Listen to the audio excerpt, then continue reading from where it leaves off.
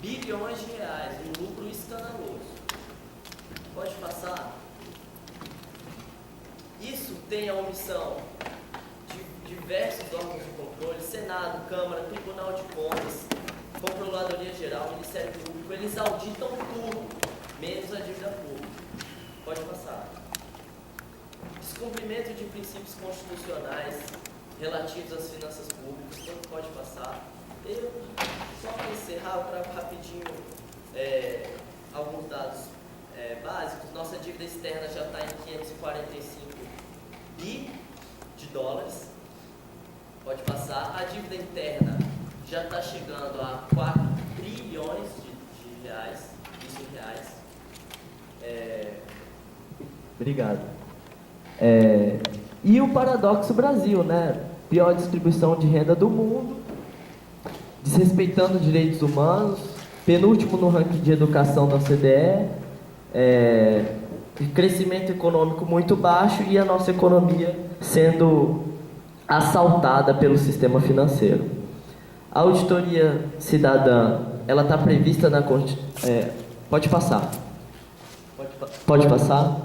A auditoria da dívida está prevista na Constituição, não é uma ideia da nossa cabeça, está no ato das disposições transitórias da Constituição. E nós estamos... a gente pode discutir um pouquinho, pode passar, alguns movimentos da auditoria. Pode ir passando até... Pode passar. Pode passar. Aí.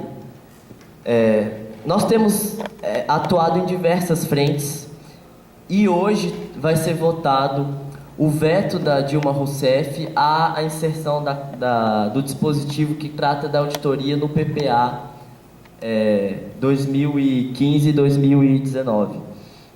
Então, assim, está sendo votado hoje o veto. Não sei como é que tá mal movimentação lá em Brasília, nossa mesmo, de tentar levar o máximo número possível de gente para a Câmara para fazer alguma pressão política. A inserção da auditoria no PPA não garante que ela seja feita, mas é um passo, é um passo que seria um passo importante. E pode passar a última tela, eu peço desculpas por passar um pouco o tempo, mas essa é uma foto tirada a 15 quilômetros do centro de Brasília, onde fica inclusive o Banco Central, como vocês podem ver ao fundo ali, é o setor bancário de Brasília. Cidadãos e cidadãs brasileiros, crianças e idosos, catando lixo a 15 quilômetros desse centro político financeiro que tem assaltado a nossa economia. Então, assim, é por isso que nós fazemos esse trabalho de militância, de conscientização. Essas ações, elas trazem prejuízos para os servidores públicos, mas também trazem prejuízos seríssimos para a nossa sociedade, que já é tão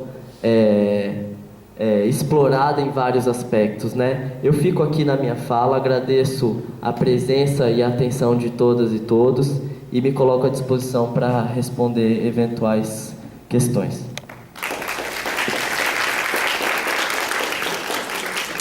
Eric, você coloca outro, por favor, rapidinho.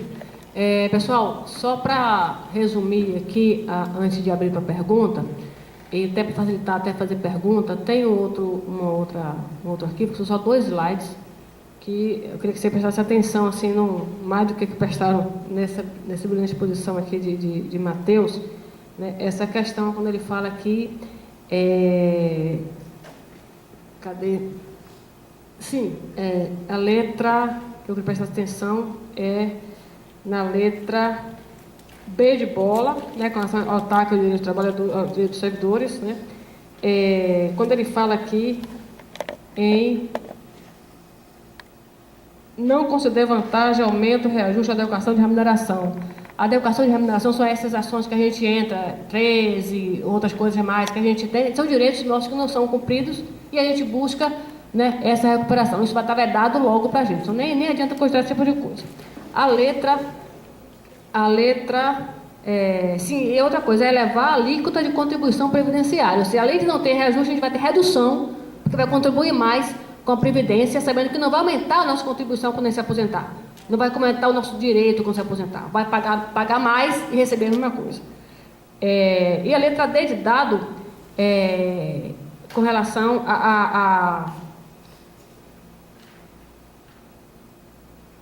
assim que esses gastos que eles falam, não inclui reduzir os gastos, mas não inclui os gastos com juros da dívida. Então, só reduz gastos do outro lado daquela pizza que vocês viram. Ali tem que reduzir. O juro da dívida não, ele pode ultrapassar até a metade e consumir cada dia mais o orçamento público, sem limite. Sem limite. E quando a dívida precisar subir mais, aí se reajusta automaticamente os mais contingenciamentos para que a dívida possa consumir, sangrar mais da metade do orçamento público. Com relação ao ITF, a letra F, veja só o absurdo. A apuração da receita total de pessoal deve ser observada a remuneração bruta. Bruta. Ou seja, rapidamente nós vamos alcançar o limite da lei de responsabilidade fiscal, que é uma lei criada, que nem pensa que é um nome bonito, né? Só que é uma lei apenas para institucionalizar o arroxo. Só isso. Por que não bota a lei de responsabilidade fiscal com o gasto do juros do banco, com o lucro de banqueiro? É só para só a nossa parte do bolo. Né? Então, é bruto. Isso vai ser realmente um absurdo para a gente. Com relação à letra G também, né? Veja só, ainda tem o PLP 257, inclui novos dispositivos nessa lei, e para considerar nulo de pleno direito, o ato que provoca aumento de despesa do campo pessoal, ou seja, até ato, como se diz, transitado julgado, não vai poder pagar mais, não tem como, só paga aquela ação e não tem direito a mais nada. E tem, né, uma outra coisa aqui em relação ao terceiro estágio, né, da letra, deixa eu ver que letra é essa, letra H, o terceiro estágio, veja só, redução em até 30% nos gastos com servidores públicos decorrentes de parcelas indenizatórias e vantagens de natureza transitória. As nossas gratificaçõezinhas podem ser subtraídas. A gente fala tanto que gratificação não é dinheiro. Isso aqui tira, prova e se coloca com direito de tirar essa gratificação do nosso salário. Imagine nós ficarmos de novo com o vencimento básico seco. Então, gente, isso é muito, muito grave. Além da demissão e além de estar reforçando uma lei que está tramitando para realmente demitir servidor por o que eles dizem de baixa produtividade, baixa eficiência. Então, isso na prática acabar com a estabilidade. Então, a coisa é séria, muito séria. Passa para o último slide. E aí, é esse aí, com relação ao que a gente está propondo. A gente está propondo isso aí, para que a gente realmente efetive uma movimentação contra esse PL. Não é só o debate, não só para esclarecer. É esclarecer e mostrar a vocês a importância de vocês virem para perto, virem para o sindicato, virem para as organizações, para lutar contra isso, né? E, nesse momento, nacionalmente, quem está lutando para isso, efetivamente, que conseguiu barrar 2 votações desse PL, que não está aprovado já, foi a Auditoria Cidadã. Eles estavam lá o tempo todo, né, os Fatorelli, o companheiro daqui, o núcleo DF, está lá o tempo todo na Câmara. Quando sabe que tem votação, vão para lá para impedir a votação. É um trabalho árduo, difícil. Vocês sabem o que quem já passou naquela Câmara, eles passam o tempo todo. Isso, graças a isso, não passou ainda esse PL. É preciso que a gente se una nesse movimento. É preciso que a gente reforce aqui na Bahia o nosso núcleo de Auditoria Cidadã, para que a gente consiga até mandar gente para lá para ajudar ele nessa luta. Né? E nós estamos atuando também fora do núcleo, pelo sindicato, pelo Fórum dos Servidores Federais, das PFs. Só que, com essa confusão toda, né, que está acontecendo no cenário político nacional, muitos servidores nos sindicatos estão mais ocupados com o cenário político, em ficar contra o golpe, pelo golpe, contra o fora do golpe, e aí esquecem dessas questões que estão colocadas e que vai realmente colocar a guilhotina na nossa cabeça. Então, é preciso que a gente saia daqui com a certeza de que é preciso fazer alguma coisa. Senão, a gente vai perder a estabilidade. Obrigada a todos e todas, e vamos fazer agora as perguntas, abrir para as perguntas, e lembrando que Mateus não vai poder ficar muito tempo, porque ele tem o voo, e como está passando a tocha Agora, a tocha, enquanto a tocha, a gente aqui passa a tocha por lá.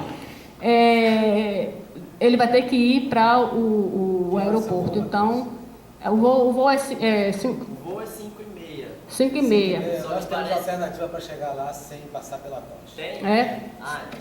Então, pessoal, vamos estabelecer então que quem quiser fazer pergunta, Eu já falei aqui, ó. Lorival, Francisco, mais alguém? Então vamos lá, Lorival, Francisco. Deixa eu logo ir aí porque eu quero.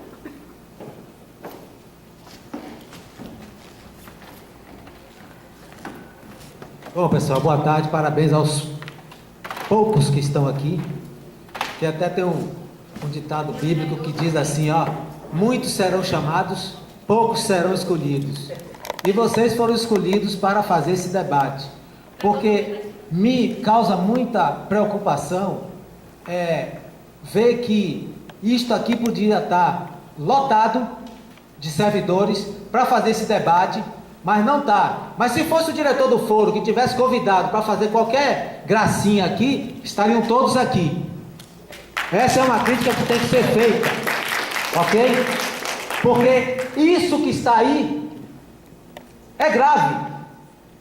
A marolinha virou tsunami, e o tsunami vai destruir com a gente, e está todo mundo preocupado com seus próprios umbigos, com suas F6, em dar conta do seu trabalho no seu setor, e preocupado em denunciar golpe que não existiu. Agora, Matheus, você falou da questão da quantidade de moeda em circulação, você falou da retenção dessas moedas e da forma de remuneração dessas moedas. Mas seria bom você falar um pouquinho sobre os efeitos positivos que, se não houvesse esta forma de retenção e remuneração, traria para a economia brasileira. Porque há países cuja quantidade o percentual do PIB que está em circulação chega a 40%. E fazem com que esses países cresçam. E nós não podemos ficar aqui com a medida de controle de inflação, porque nós não temos inflação de demanda. Você pode sim, você tem um mecanismo aí, inclusive, para reduzir a inflação, exigir aumentar o percentual de retenção de moedas, libera-se, resolve o problema da crise, porque a moeda vai circular, baixa-se a taxa de juros, diminui a dívida pública do Brasil, que você falou que estava em 400 e poucos bilhões de dólares, mais 3 trilhões e alguma coisa interna, não é isso?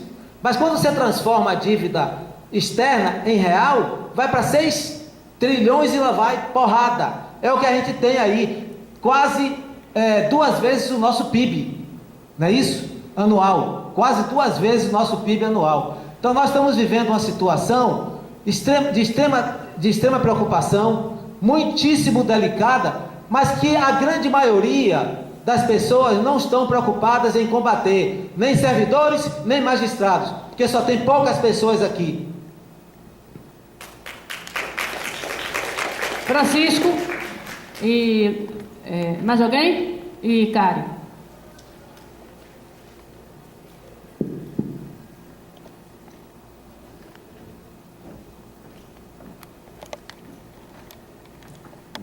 Boa tarde, Matheus. Meu nome é Francisco Filho. Boa tarde a todos. Primeiramente, parabenizá-lo, pela demonstração e dizer que, assim, a atuação da auditoria da dívida é uma atuação de foco direto naquilo que está sendo gasto pelo governo e, logicamente, o que está sendo retirado da sociedade. Mas, assim, eu tenho um ponto de vista, antes de fazer minha pergunta. Aliás, já vou fazer uma que ela é independente. Eu gostaria de saber, por parte da auditoria da dívida, da organização, se já existe estudos, no sentido de alguma proposição de alguma ADIM, contra o PL 257, já que existem algumas textos normativos, por exemplo, que retira, por exemplo, a questão das aposentadorias e pensões, elas são parte do próprio regime previdenciário. Então, logicamente que fere a Constituição, né, e algumas previsões do próprio PL. Mas fazendo um contexto dentro daquilo que está sendo colocado no debate, né, eu acho o seguinte, que nós também temos que visualizar não só a auditoria da dívida, mas também a gente deve visualizar para a sociedade, eu acho até que teria uma atração maior, né, que seria, por exemplo, desonerações, né, Matheus, da folha de pagamento. Né? A gente sabe que no governo, esse que saiu e esse que entrou, né, existe uma desoneração muito forte da folha de pagamento que diminuiu o caixa da Previdência, por exemplo. E isso, de alguma forma, diminui o caixa para reajuste de aposentadoria, reajuste de pensões, né, e, de alguma forma, prejudica a sociedade. Nós temos também, por exemplo, algumas organizações sociais que atuam na prática de serviços públicos, né, saúde, segurança, hospitais, né? Então, assim, na verdade, é um maquiamento do serviço público prestado por essas organizações sociais, que na verdade são pagas com o imposto, porque tem a isenção tributária, tem a não pagamento de imposto de renda, contribuições previdenciárias, e isso de alguma forma também influencia, né, na péssima qualidade do serviço público, porque a sociedade não recebe um serviço público de qualidade, e ao mesmo tempo também retira a arrecadação, né, da sociedade que paga imposto, mas não recebe de volta o serviço público. Então eu queria saber de vocês também, por parte da auditoria da dívida, se vocês estão produzindo, né, materiais específicos sobre essas desonerações. Porque assim, ó, se você coloca para a sociedade a auditoria da dívida, que tem que ser feita auditoria, mas se você demonstrar, por outro lado, à sociedade, que as desonerações feitas, por exemplo, o BNDES em 2016, para quem não sabe, ele vai pagar de subsídio em função daqueles empréstimos que foram feitos às empresários durante esse governo que saiu, e esse que entrou, eu acredito que também vai continuar. Ele fez esse ano de 2016 será pago 38 bilhões só de subsídios, só em 2016, que daria para pagar, por exemplo, um mês, né, de aposentadorias, só de pensão por morte, por exemplo, que por ano é gasto 50 bilhões, só de pensão por morte. Então, assim, a gente não vê um foco do governo, por exemplo, na proteção do direito à vida. Em vez dele proteger a vida, ele vai lá e corta a pensão por morte. Então, ele quer que mate para ele reduzir a pensão por morte, entendeu? Então, assim, eu pergunto para vocês, há um foco da auditoria da dívida nesse sentido? Porque não adianta eu colocar também só a auditoria da dívida como um todo e eu não instruir a sociedade que as desonerações estão sendo colocadas para empresários, né, que não têm direito a essas desonerações. São essas minhas colocações, tá bom?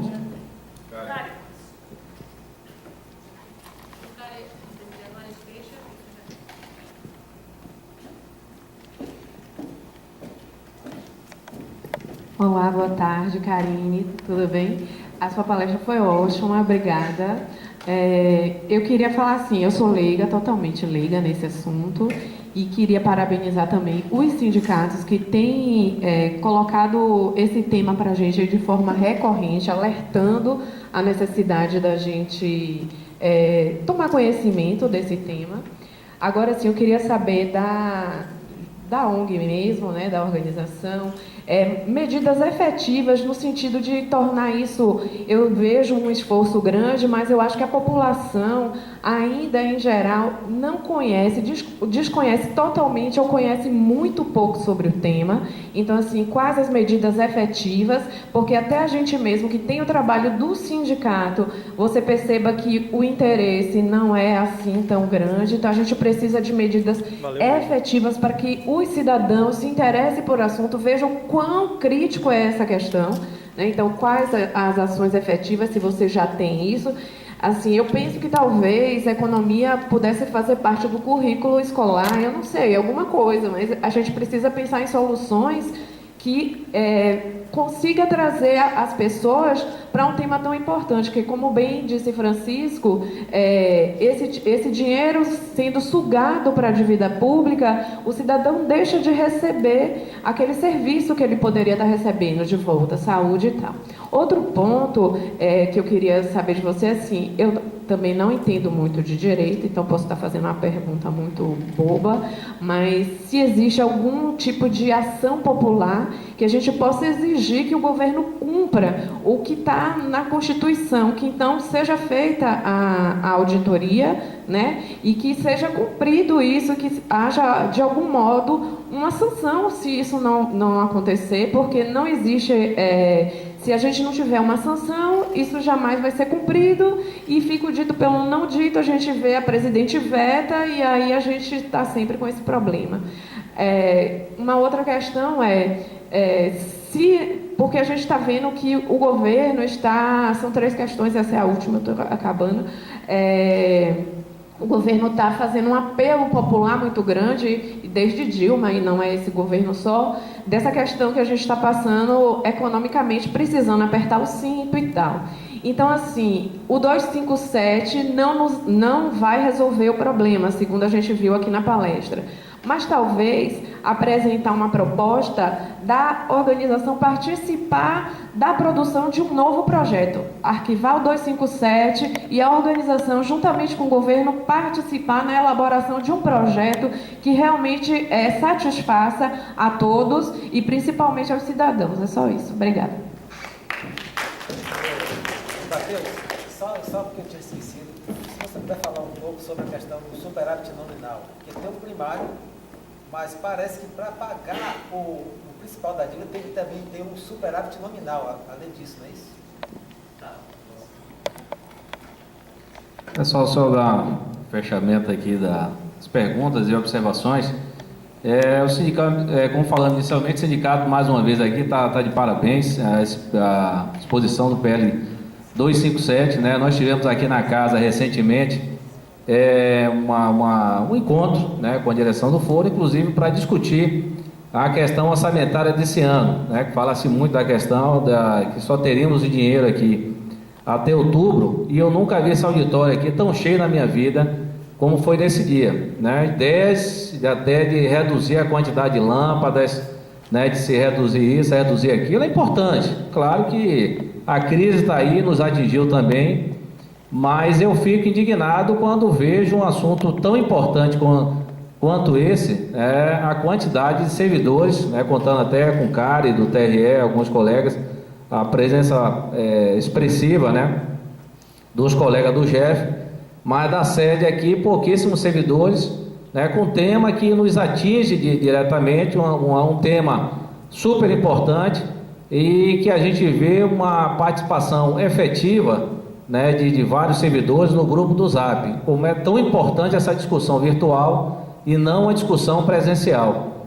Coisas que ouvimos assim, absurdos, de dizer a discussão da dívida pública é uma questão partidária, é uma questão do PSOL, é uma questão da corrente tal. A pessoa ser leigo totalmente ao assunto, né, não dá importância ao PL 257, a gente ouve até coisas, mas o PL 257 é com o Estado, né, com o município, não tem nada a ver com a gente. Claro que tem a ver. Eu acho que depois inclusive depois de uma exposição maravilhosa aqui, né, tão esclarecedora, né, do Matheus, a gente tem interesse, né, inclusive se aprofundar como eu vou fazer, tentar me jogar aqui de corpo e alma aí, entendeu? Tentar entender a fundo aí o 257 e toda essa parafernália que ele traz para a gente, que traz a nós servidores, para o país. Há uma discussão muito grande nessa questão financeira do país sobre o posicionamento da independência ou não do Banco Central, né? Nós temos nos Estados Unidos o Banco Central é independente, há uma discussão ideológica partidária, né, sobre a independência do Banco Central. Eu particularmente defendo a independência do Banco Central, não o Banco Central a serviço de partidos políticos, de A, de B ou de C. Eu acho isso aí um absurdo, uma tremenda aberração. A discussão da questão, inclusive, do aumento da taxa de juros, né, que seria para atrair o financiamento capital externo para o país, financiar aqui, mas ao mesmo tempo traz uma ciranda financeira de juros exorbitantes, né, dos juros que a gente sente no dia a dia, no nosso cartão de crédito, no cheque especial, entendeu? E tudo aquilo que compramos, que nós pagamos, entendeu? É uma ciranda muito forte, uma ciranda que é agressiva a nós servidores, como o Denise observou aqui, esse aumento, inclusive, da taxação da previdenciária, é perda salarial nossa, e eu acho que nós, inclusive, que estamos presentes aqui, temos que servir como agentes multiplicadores, passar para nossos colegas aqui a grande oportunidade que perderam, os colegas do interior que estiver aí nos ouvindo aí, parabéns, né, pela paciência de ter esperado esse momento importante, e trazer à tona, chamar não só a responsabilidade, nossos colegas, como nossos familiares, nossos amigos, a sociedade em si. Isso é uma coisa que atinge a todos, não só nós servidores públicos aí. É extremamente grave o que está sendo feito. A gente precisa se mobilizar para a gente barrar esse PL 257, né? Discutir a auditoria da dívida pública com muito mais consciência e muito mais responsabilidade, entendeu? É o nosso presente, é o futuro de nossos filhos, netos e o que vem pela frente. Então, parabéns aí, Matheus, aí pela palestra esclarecedora. Matheus, com a palavra.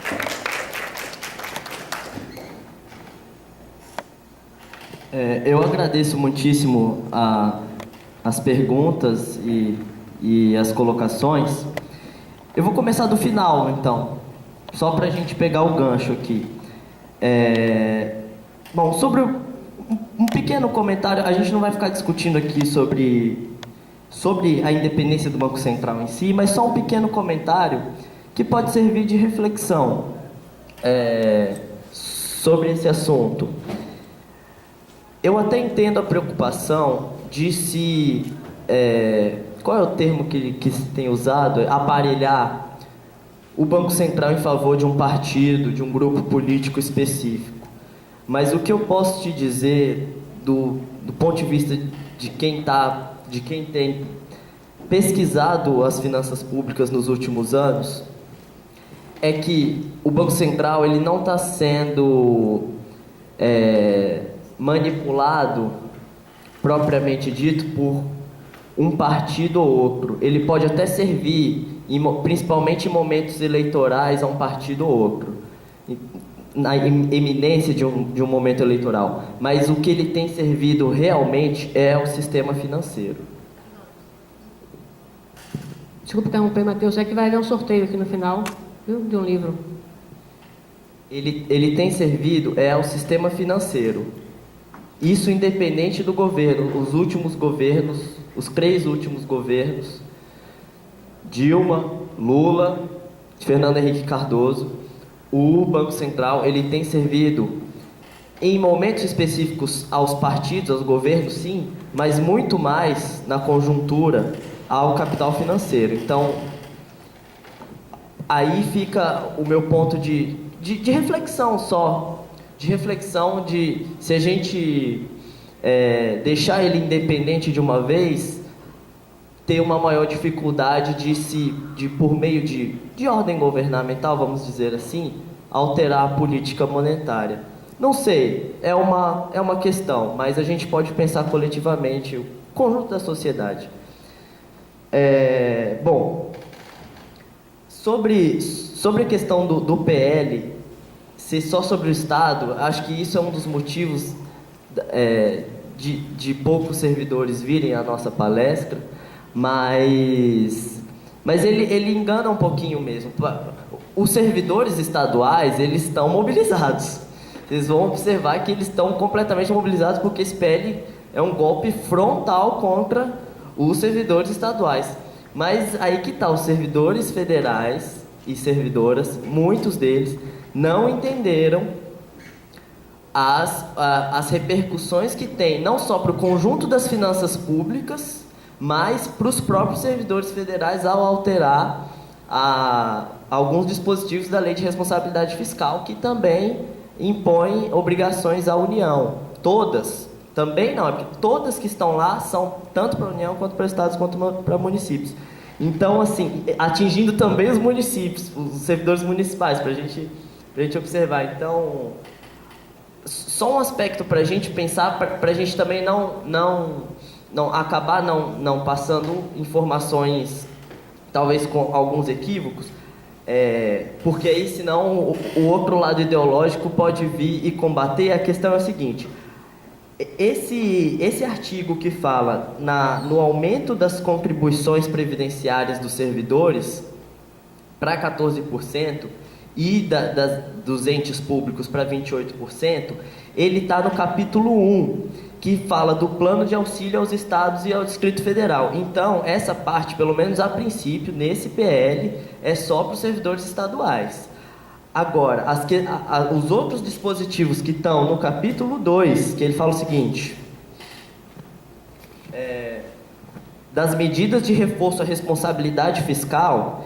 Esse capítulo 2, o que está aqui no capítulo 2, quando vocês forem estudar o PL mais a fundo, é o que tem repercussão também para servidores federais. Só para esclarecer, para deixar tudo certinho. A princípio, o que está aqui no capítulo 1, entre eles, esse aumento na alíquota previdenciária, a princípio, não é para servidores federais. Mas, sim, abre um precedente e tal. Eu estou só falando porque quando o pessoal vier falar, não, vocês estão falando coisa errada. Está aqui, ó, o aumento da alíquota é para servidor estadual. Aí você fala, tá, esse é para estadual, mas o que está no capítulo 2 é também para servidores da União.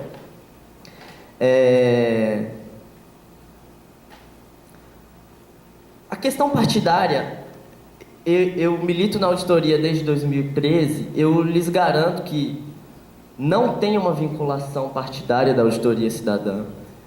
É fato que a Maria Lúcia, que é a coordenadora nacional, concorreu à Câmara, a ser deputada federal, pelo PSOL, nas últimas eleições. Isso foi um convite trazido pelo Partido Socialismo e Liberdade, pelo PSOL, a ela. Ela se filiou, porque o partido, e isso é inegável, sim, é um dos poucos que aborda o tema, principalmente por meio do deputado Ivan Valente, que é uma ajuda imensa para nós do ponto de vista institucional, para passar algumas questões da auditoria, para formar comissão parlamentar de auditoria, enfim. E o PSOL fez a proposta, não, o convite à Maria Lúcia. Ela aceitou, se filiou ao PSOL, concorreu às eleições. Não foi eleita, teve uma votação expressiva lá em Brasília. É difícil concorrer com os coronéis políticos, mas ela teve uma votação expressiva, mas não foi eleita. Acabou o período eleitoral, ela se desvinculou do PSOL.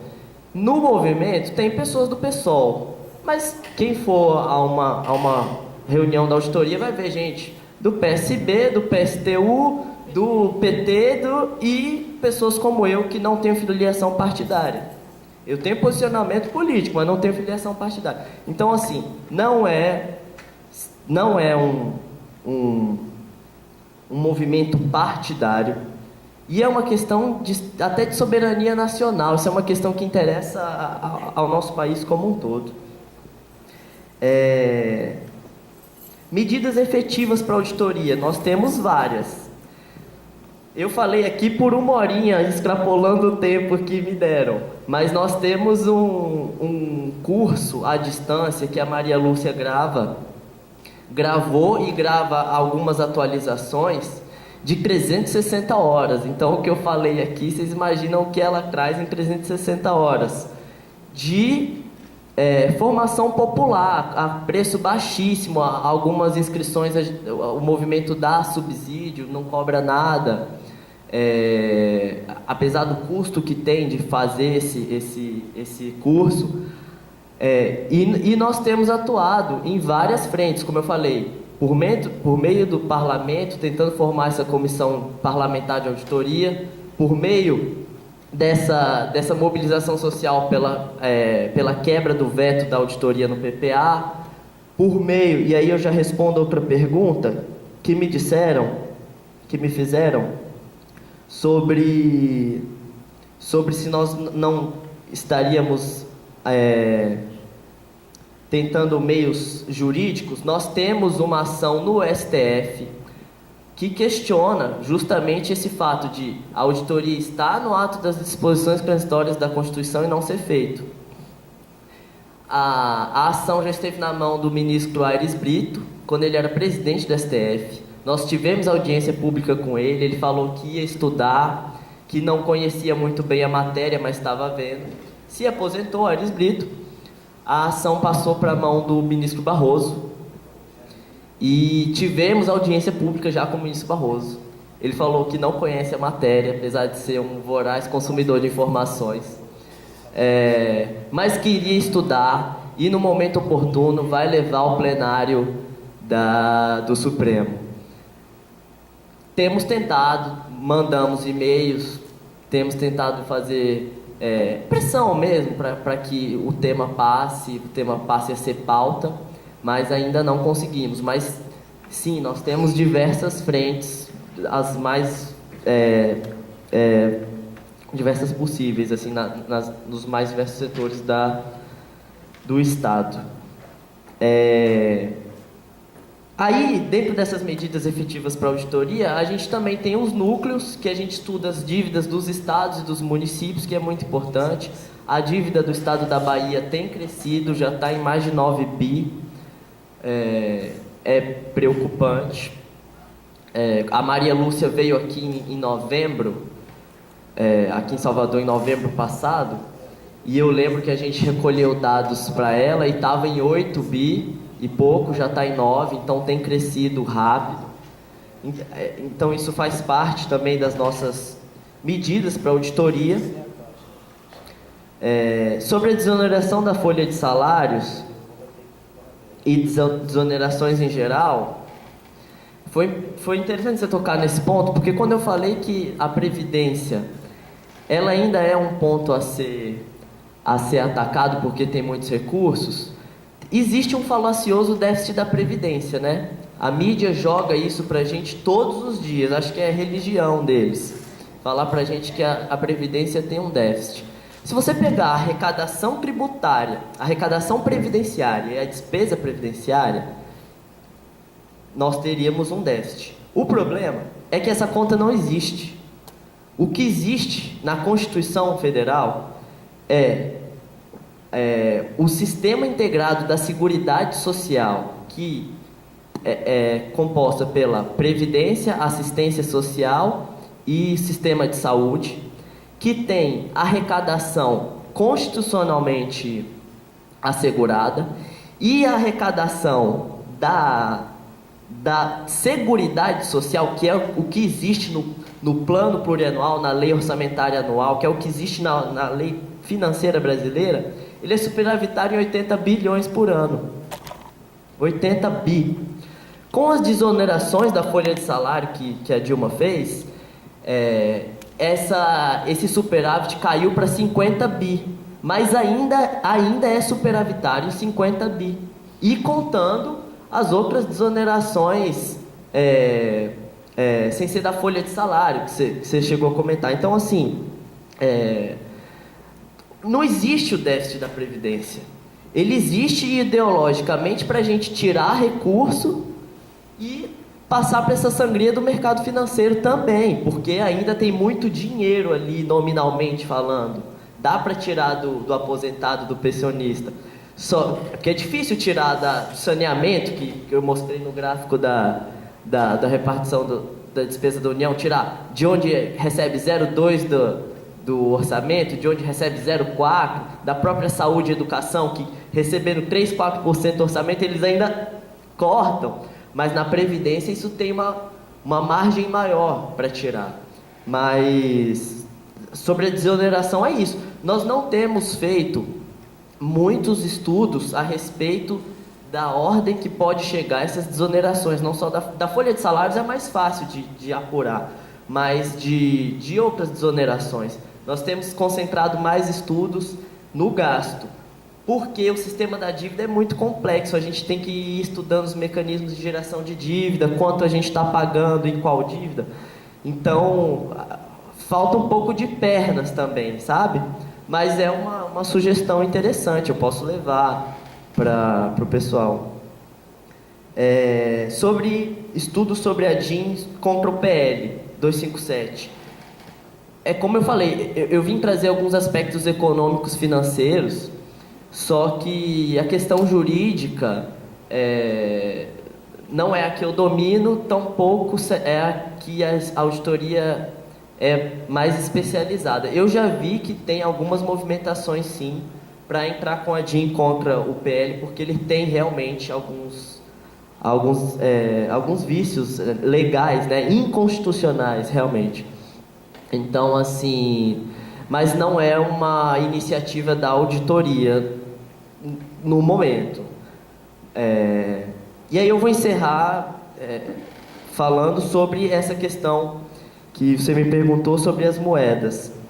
Realmente, não só o efeito nocivo de recolher o resto de caixa dos bancos e remunerá-los sem risco capitalista mesmo, a gente remunera com dinheiro estatal, mas realmente você lembrou um ponto importante. Se o governo não fizesse essa política monetária de recolher caixa de banco e, para além disso, aumentasse a base de moeda e imprimisse moeda mesmo, se for o caso, o que ia acontecer com mais moeda na economia? Vai existir uma quantidade maior de moeda, obviamente. Os bancos não vão querer ficar com esse dinheiro parado em caixa, sem render absolutamente nada. Isso tem um efeito tendencial, obviamente, de queda das taxas de juros. E aí, independendo um pouquinho da Selic, não que independa da Selic, tá? A Selic, ela incide sobre as taxas de juros privadas, obviamente. Só que, do mesmo jeito que tem, a Selic está em 14, tem título que é negociado com taxa de juros a 16, mesmo que o Banco Central não mudasse a Selic, o banco, com a quantidade maior de moeda em caixa, ele tem que abaixar a taxa de juros dele. Isso é crédito para a economia, para investimento. E se reclama que o Brasil não tem recursos para investimento. O Brasil sobra recursos para investimento. Mas essa política monetária é absolutamente incompreensível. Só é compreensível do ponto de vista de que na base política dos governos, todos eles até hoje, está o financiamento bancário. E eles exigem depois o retorno, não só o retorno, né, um ganho exorbitante em cima disso. Então, assim, mas com certeza, o que você tocou, além do prejuízo para a nossa dívida, tem o prejuízo de não ter esses recursos para serem investidos na economia do Brasil como um todo. Nem precisava emitir moeda. Não precisava emitir mais dívidas como a gente tem feito. Esse próprio mecanismo de emitir 1,5 bilhão de dívida em março para colocar nas reservas. O pessoal não sai não, vai ter um sorteio aí. A gente não pode, tem problema na audiência, ele só está com o carro, infelizmente, adoramos a palestra, mas só está com o servidor. Claro, perfeito. Todo mundo é obrigado, por isso que a gente está correndo, mas foi ótimo, viu? Tá bom, obrigado.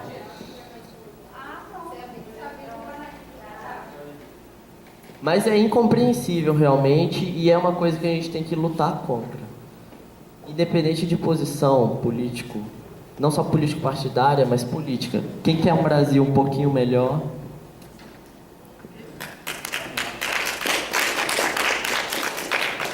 Bom, vamos para o sorteio então dos dois livros. Os livros são A Dívida Pública em Debate, é um livro tranquilo, bem didático. Esse aqui é muito tranquilo mesmo para ler. E o outro livro é do nosso colega Walter, que lançou semana agora, quinta-feira agora, esse livro, Bebê de Rosineide. É um romance cômico muito interessante que ele escreveu. Então, eu acho que... Gente, a gente está propondo que todo mundo esteja presente aqui e concorra, tá certo? Porque teve gente que teve que ir embora por motivo de trabalho, como vocês viram aí, então a gente... Ah, sim, tem que pegar a assinatura de todo mundo. Quem não assinou, assinar. Certo? Luana, diga... Peraí. Você vai dizer o número daqui a pouco. Agora não. Tá certo? Deixa a colega assinar ali. Para eu dizer o número de... Não sei ainda. Vamos ver aqui. Helena, já assinou? Fernanda, já assinou? Esqueci sua camisa em casa. Eu estou...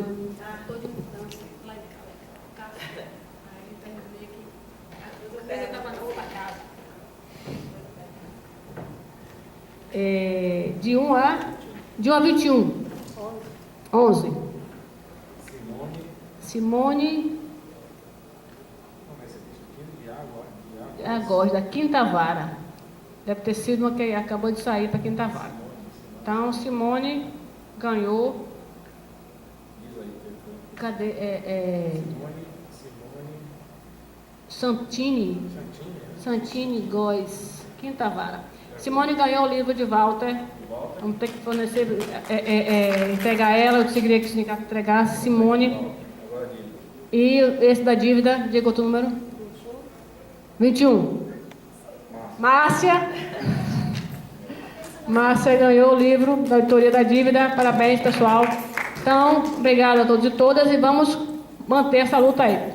Multiplicadores aí. Pode subir, Márcia. E muito obrigada. Mais uma vez, obrigada a Matheus pela presença. Você vai agora lá o projeto.